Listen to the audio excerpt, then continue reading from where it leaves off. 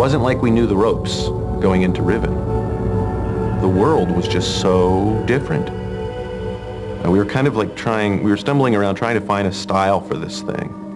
Most of our stumbling around was still a little bit too much in the direction of Myst. It still had a kind of that romantic architecture. We were determined to do something better than what Myst was. We just wanted something that was more dynamic, more alive. Riven became much larger than what we could have imagined.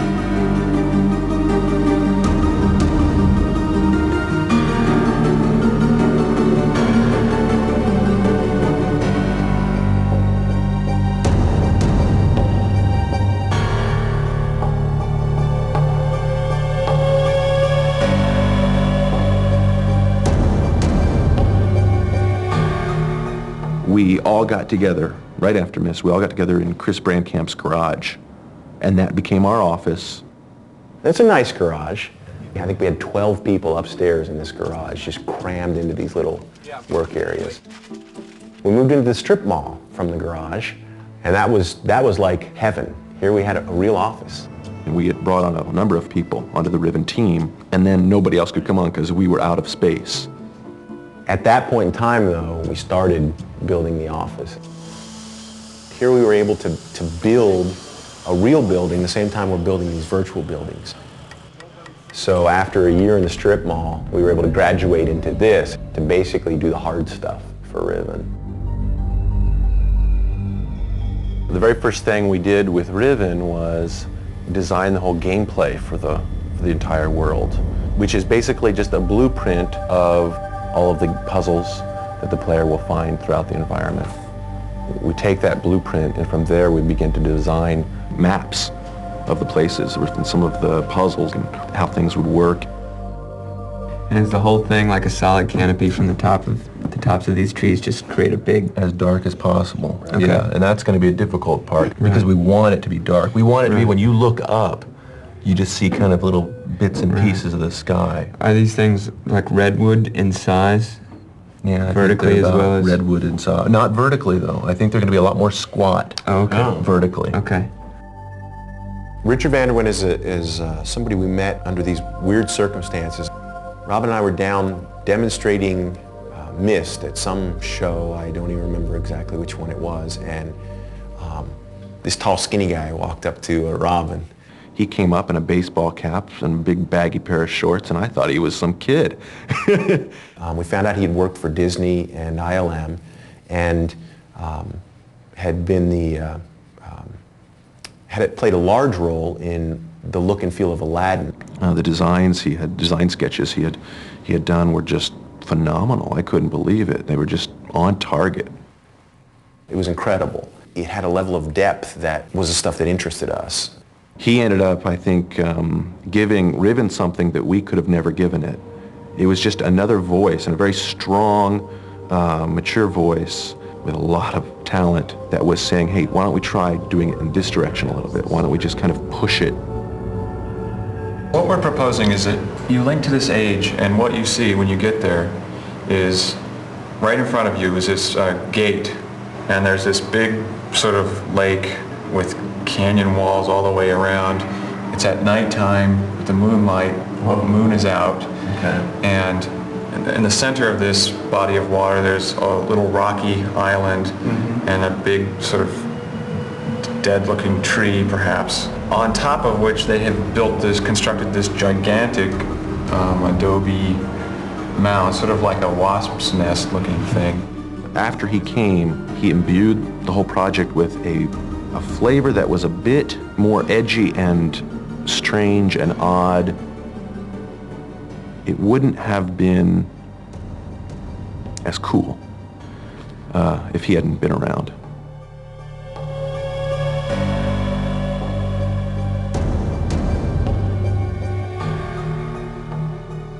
Riven became a place to us as we were designing it. Richard and Robin were picturing themselves there. It was part of what we were doing.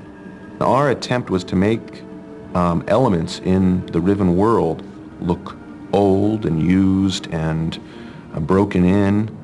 Because you see a lot of computer-generated art that looks plasticky or new or somehow strange. It doesn't look real.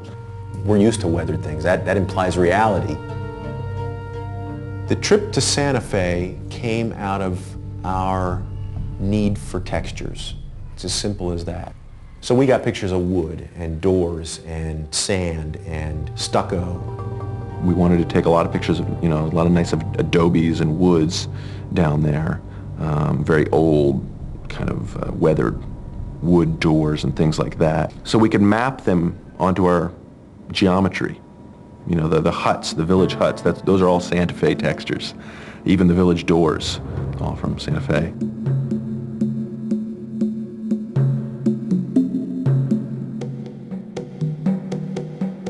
It's just extremely important for us when we're creating anything never to do it just for the sake of doing it, just because it's cool, man. We try to really put meaning into every aspect of the world that we're building. The wark in the game is one of the things that's subtly behind the scenes telling the story. In our backstory of this age, the indigenous people here looked at the wark as the most powerful thing they knew. Like Eskimos and the whale, it was just kind of a great respect for that animal. There's a gallows area that we call the wark gallows in the big village area on the jungle island. It's the trapeze handle that you can go up and down on if you figure out how. That's actually a wark gallows where a person would be tied to that handle, and Gan from his throne area would open and close the iris to determine whether that person would live or die. There's a wark that would be underneath that area in a cage in the water, and Gen's handle would open or close it as the person was lowered. And if Gen was feeling particularly wonderful on that day, he would spare the person's life, and if not, the wark would get a tasty meal. When you finally see the animal, you may or may not understand how it relates to everything else in the game, but you know that this is a part of their culture, and that makes the world a realer place, and it makes the characters more real.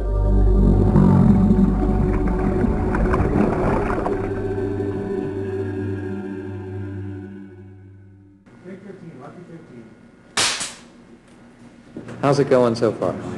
Today, when we get done, we'll be done with yesterday's schedule. Does that tell you anything? No one here had any experience with dealing with actors or casting or costumes or blue screen. The live action was something that was new for us, for Riven. I don't think we realized how tough it would be. One of the big challenges we were looking forward to was merging a CG object with a live action person. In fact, in one of the scenes, we actually have a scribe run through, jump in a maglev, throw the switch, and turn the thing around while you're watching him. The hoops you have to jump through when you're doing that to make that come alive is incredible. Okay, we still have speed, we're still rolling. Ready? 1, 2, 3, go! The rotation thing seemed like that was going to be easy. We didn't actually know exactly how we were going to rotate the guy on the set. We had to build this huge contraption that rotated at just the same radius that the maglev would rotate, and the lights had to match so that the lighting on the scribe had to match what you would expect. Action, go. 1001, 1002, 1003, 1004, 1005. Cut.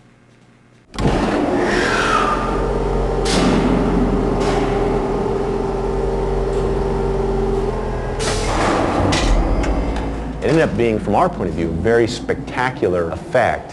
Hopefully, from the player's point of view, it just looked real. That was what we were shooting for.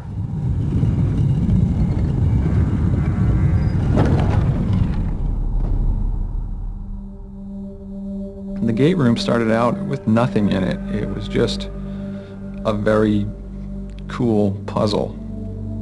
Richard and I sat together and we came up with ideas to make this room kind of a place of Gen's that would represent so much about him. So okay, great, we had this real pretty, real nice, all these nice ideas, and We built it, and we made it so it would rotate, but we were not thinking about the trouble that it would cause when we'd have to render all the different states. There's this one shot. You're standing in the middle of the gate room. You're looking out the door toward a fire marble dome in the distance. There's two doors separating you right in front of that fire marble dome. The inner door that's towards you could be down, or the outer door could be down. So there's two states right there. The fire marble dome could also, instead of spinning, it could be opened into the gold position. So there's two more states. This is all just from one camera angle. The room could be rotated into 5 different directions from that one camera angle as well. It was a nightmare. It was just a nightmare. Because we kept thinking we had all the states done.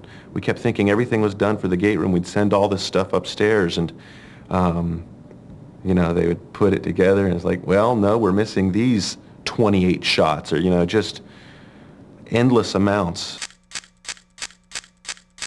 It turned into hell.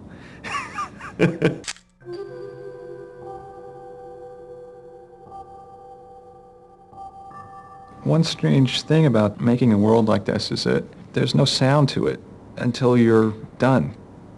We had made these animations basically with a deaf ear. We didn't know what these animations were going to sound like. We had ideas for what they were going to sound like, but when the sound is put into them, it really makes them real. I mean, it makes them come alive for us.